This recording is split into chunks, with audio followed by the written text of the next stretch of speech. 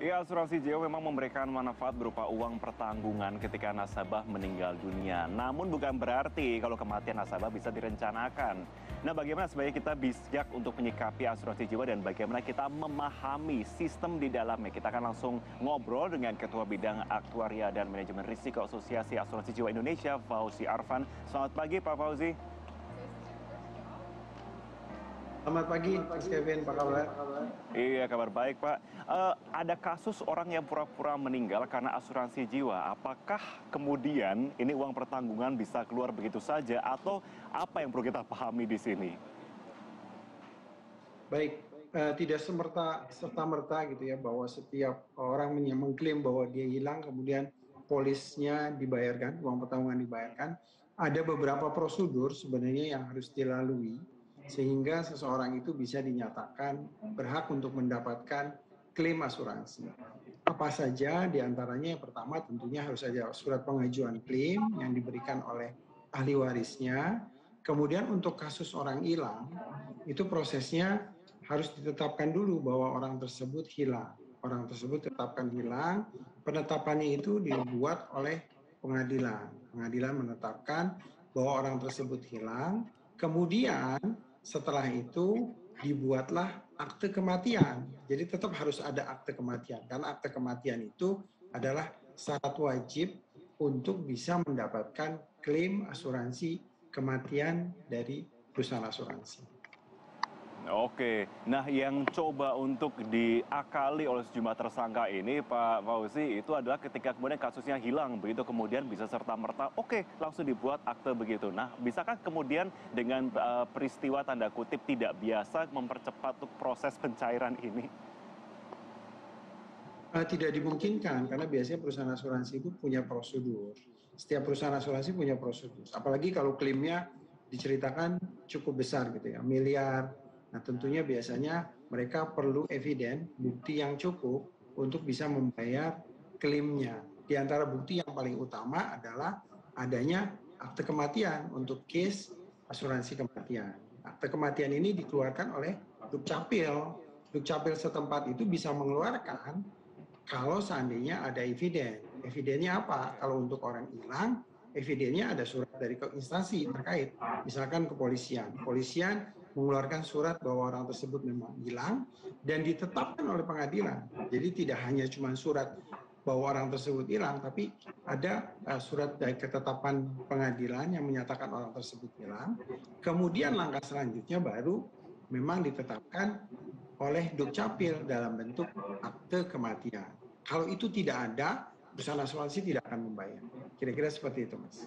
Oke, tapi kalau kita bicara soal rentang waktu begitu ya, kiranya berapa lama untuk proses penyelidikan atau konfirmasi kematian nasabah hingga terbit akte kematian hingga memperoleh data yang valid? Tergantung dari kompleksnya kondisi gitu ya. Kalau kondisinya cukup sangat kompleks, biasanya ya mungkin perlu waktu yang lebih lama. Cuman secara rata-rata itu kira-kira 14 hari kerja sampai dengan 30 hari kerja. Itu yang biasanya dijadiin sebagai rentang waktu yang diperlukan perusahaan asuransi untuk melakukan verifikasi. Kembali tergantung how kompleks gitu. Kalau problemnya cukup kompleks, penyebab kematiannya tidak tahu, itu perlu untuk perlu untuk diverifikasi lebih detail lagi, perlu waktunya mungkin lebih lama. Tapi untuk case yang sederhana sebenarnya perusahaan asuransi juga tidak mempersulit untuk klaim. Klaim itu justru kita akan permudah, apalagi kalau untuk klaim kematian. Tetapi kita harus punya bukti yang cukup untuk menyatakan bahwa orang tersebut itu meninggal dalam kondisi wajar. Kalau hilang, penetapan hilang ini yang perlu waktu cukup lama karena harus ditetapkan oleh pengadilan. Kira-kira gitu, Mas. Oke, tapi pernah ada tidak yang kasus serupa tapi berhasil mencairkan uang pertanggungannya? Saya nggak satu persatu, tapi kalau untuk jumlah besar sih, mungkin sebagian besar perusahaan asuransi itu punya alat kontrol di perusahaannya. Mereka punya namanya klaim investigator. Klaim investigator ini yang biasanya mencoba untuk meredam. Pernah ada kejadian tahun 2020, tapi juga uang pertanggungannya juga cukup sangat sedikit, sekitar 9 juta atau 10 juta. Itu mereka memasukkan surat kematiannya, gitu ya. Mungkin tidak tersaring pada saat dia melakukan aksi yang kedua baru ketangkap.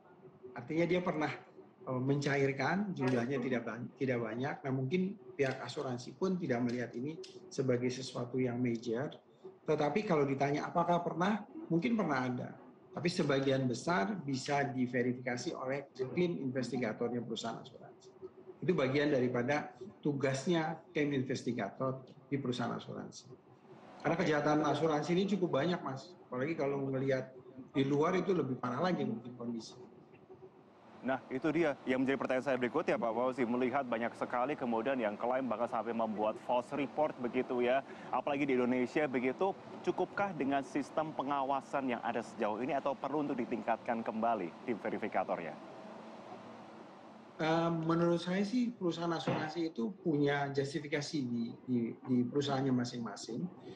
Kalau kami dari asosiasi melihat bahwa claim investigator ini sesuatu yang memang perlu diimprove dari waktu ke waktu, apalagi kejahatan asuransi itu cukup variatif, modusnya makin hari makin cukup kreatif gitu kan. Nah bagaimana untuk bisa menanganinya, kalau untuk kasus yang hilang di Kalimalang ini menurut saya kasusnya cukup sangat sederhana dalam konteks memang belum sampai ke perusahaan asuransi untuk membayar, karena prosesnya masih jauh, dia masih di tahap untuk memberikan eviden kepada polisi dan ternyata memang terbukti ada upaya untuk melakukan kejahatan, gitu kan. Tapi ada juga yang lebih advance lagi mungkin. Nah, memang setiap waktu tim investigator itu perlu untuk diimprove. Dan itu kelihatannya memang sudah dilakukan oleh semua perusahaan asuransi karena ini bagian daripada perusahaan asuransi membayar klaim sesuai dengan peruntukan. Tadi aku join Zoom Demikian. Kalau laporan paling banyak masuk kepada beberapa fraud ini apa sih kalau di Indonesia, Pak Fauzi?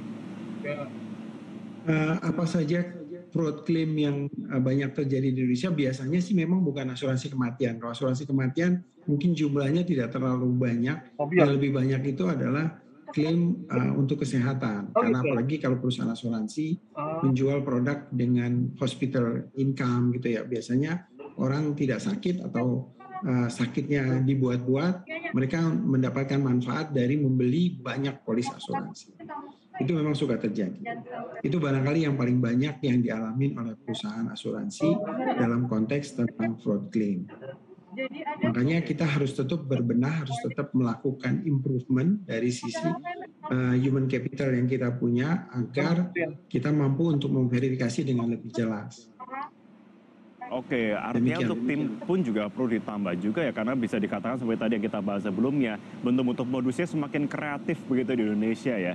Tapi kalau kita ngomong soal sanksi begitu ya, maka potensi sanksi jeratan hukum apa yang bisa diberikan kepada para pelaku ini jika kita mengacu kepada yang barusan terjadi, yakni false claim terhadap asuransi jiwa?